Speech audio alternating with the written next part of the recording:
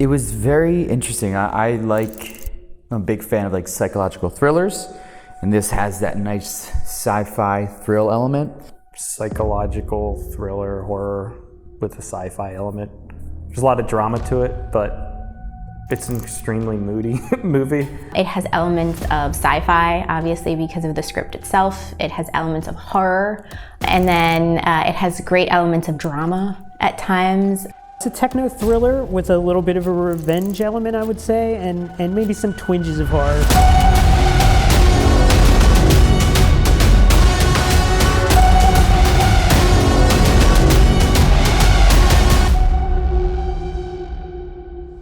I think in like 2018, we made a short film I wrote called Memory Leak, which shares a lot of story ideas. And I really liked the premise to Memory Leak, but I wasn't super thrilled with the execution on it. And not so much like the camera work and stuff, just the performances, because I was in it. And it just felt like it was missing something. There was too much story in it for a short film, so nothing felt like it was fully explored. And so then I wrote a bunch of stuff, but I kept writing things to be able to make them feature length, but also for a very low budget. And so that's where Transient came from, where it was like just a few characters, few locations, and I thought it'd be doable on a low budget. Yeah, I thought the script was fantastic. Chris and I kind of have a little partnership where we read each other's stuff and give feedback and help with script editing. But yeah, it was a great script, and probably my favorite of the features he's written. My husband in real life, Rich, he ended up actually being kind of a technical director for some of the scripts, so he kind of went through it and took a lot of the parts of it that were sort of a little bit more science fiction-y and like kind of added an element of technical reality to it. I think that after people watch this movie, they will really start to question how much of us is dependent on our memories. You know, like if you don't have your memories, are you really you? And how much memories play into who we are as a person and what that means for our life. This is our first feature. Like, we've done shorts before, and a lot of people have never worked on like something this big of a project. So there's a lot of like not really knowing how long it's going to take to set up this. You estimate, and then you don't really know until you're there, and sometimes you work later into the night because of it, and then it's just like part of it. So there's a lot of like learning with that, like, you know, you have to get the stuff, so it's going to be like we're going to finish whenever we finish kind of things. So that was kind of like a learning curve, an experience for me. All right, camera rolling, sound rolling, slate. Transient, scene 47, take 1.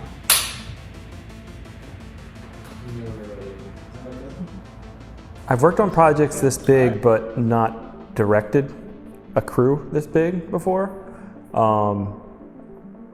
And so it presents new challenges that I wasn't completely prepared for, but I think that's how it goes on a feature film. There's lots of things you're not going to be expecting, and that's how you learn a lot of stuff. So I learned a lot. There's a lot of things I do differently on my next feature-length film, but overall, I think the experience was pretty great. And just looking at the footage we've captured and everything, and the performances of all the actors, I think we have something special. So definitely challenging moments, but tons of fun too. So yeah, it was a really great experience. Chris is like he's one of the funniest people I've ever met, and like by far the funniest director. So, but it's interesting because we'll just be like BSing so much, and it's such a moody film. But we'll just be BSing between takes and then go right into a very serious scene, and it's just like in and out so easily. Haze it up. Haze it up. I know it's good. It's catching the rays. Okay, here we go. He's funny. He doesn't take things. I mean, he takes his craft serious, but he's so lighthearted. He makes everyone feel very comfortable. You don't have to feel like you're like walking on eggshells on certain productions. So I really enjoy that. It's like talking to a friend. I really love that. And he's funny. Yeah, I'm not good, or at least I don't think I am, at talking to actors, especially like giving notes to actors in the moment. It's something that I struggle with. I can talk or I have more of a vision in my head for the visuals. And there's just times where I'll like move the camera and shit because I have an idea of what I want. But with the actors, it's always really difficult for me. So what I just kind of did is started, when I saw people, I was like, I could identify them as that character. And so from that point when I saw Greg, like I kind of already pictured him as David. And so from that moment on, it was like, Greg is David, David is Greg in my head. And so I didn't have a very specific picture of the character beforehand, and he just kind of became him.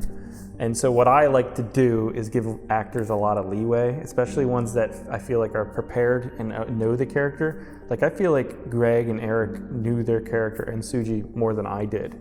And so at that point, I kind of just trust their judgment. Essentially, I do what I think a lot of directors do when things are good, is I just take credit for other people's, talent. And I just relied on it. I mean, there's just been so many times in short films where it's like, I half think something through, but then like the actor shows up and they add so much more than I was expecting to the performance, and just, lift the movie up in a lot of ways. And I think that's again what they did. We did spend time preparing with them, a few meetings, discussing the characters and talking about their backstories and their relationships and all that kind of stuff. Kind of fleshed out some of the details so that we were all kind of on the same page about the characters. But the performances were their own. I never really dictated how they play their characters. They just kind of fell into it, and it seemed really natural, so I let them do what they needed to do. As far as if a line isn't natural, cut it or change it, all that kind of stuff. Well, working with David again is probably bringing up some old memories. What? It's a funny choice of words, that's all. I'm always attracted to anything that makes you think that humanity is complicated and messy. And I think everybody who is a character in this film is messy and has an element of good, has an element of bad. Like it's very hard to say that they're one thing or another. You can understand them and the decisions that they've made. So I think it definitely creates conversation. That's the joy, is like you want people to leave and kind of really think back to what they watched and think back about sort of like the ethical, moral questions that the film raises as well. I think this movie will surprise people with all the different twists and turns that it takes. I think it starts out, in a way that you wouldn't think that it's going to end up. And I think that it really does something interesting with playing with the concept of memories and loss and grief and how we cope with that and all of the crazy things that people will go to get back what they felt that they lost. There's a lot of working pieces, a lot of character development, a lot of like different dimensions, and it still leaves you with some questions. A lot of people, I think, write these intricate backstories of their characters before they even get very far in the story, but I just kind of start writing and see where the story takes me. I do that and I get a draft out, but then I'll keep going back and refining and adding and tweaking stuff, so I feel like the characters are, at least, they have their own identity in some way. I really liked the character and knew that it was something I wanted to play. I don't often get cast as the guy in the suits, the business guy, because of my tattoos and everything. So I was like, that would be really fun to do, and it seems like more of an in-depth character. It wasn't just very surface level, I wear suits, It's kind of like there's this guy who's business, but behind all that business is some deeper stuff. Felt like he really had an arc with his development, aside from what's just kind of written into the story, just emotionally and under the surface. There was a lot of different emotions that we got to play with. I really loved how collaborative, especially our main three people were. It's like, I think people had titles because it's easier to give people titles, but in reality, Chris, Tony, and AJ really were collaborating on a very high level with no ego, really just trying to make the best product possible. And that was a joy to see, and I know it motivated the rest of the crew and the rest of the actors to kind of step up as well to do that and to just make a quality film at the end of it. This thing is everything. As soon as you take it off, they're just memories again. Yeah. Isn't everything eventually?